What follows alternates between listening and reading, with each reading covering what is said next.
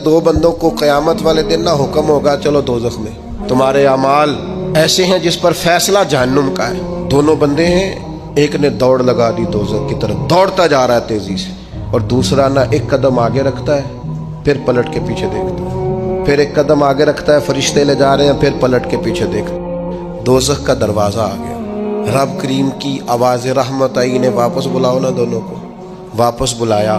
सारा कुछ जानने वाला रब पूछता है, वो जो दौड़ के गया था उससे पूछता है दौड़ के क्यों गया तू? वो कहता है मालिक जिंदगी में तेरी मानी कोई नहीं, सोचा चलो आज ही मान लूं। अल्लाह की रहमत को जोश आया, फरमाया इसे तो भेजो ना जन्नत में। चलो इस वक्त ही सही इताअत का जज्बा तो बेदार हुआ ना। दूसरे से पूछा भाई तू क्यों नहीं जा रहा था?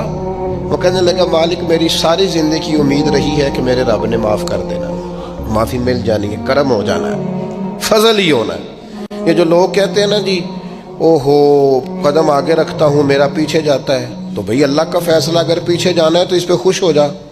तू खुदा की रहमत पर उम्मीद तो कर, जो अल्लाह फैसला करेगा करम वाला होगा। वो अर्ज करने लगा मालिक फरिश्ते मुझे ले जाते थे पर मेरे अंदर से आवाज आती थी रब करीम है, आवाज़ करम आ जाएगी।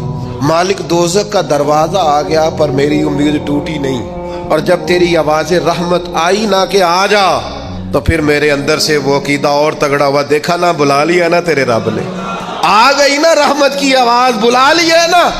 तो अल्लाह करीम ने फरमाया फरिश्तों इसके सारे गुनाहों पर कलम फेर दो, जो मेरी रहमत की इतनी उम्मीद रखे उसे दोज़ख में नहीं जन्नत में दाखिल किया जाता है। अल्लाह की रहमत की उम्मीद कभी नहीं छोड़नी, और ये उम्मीद आखिर तक नहीं टूटनी चाहिए। हर वक्त रहमत की उम्मीद रखें, हर वक्त करम की, ये ज़हन बनाए।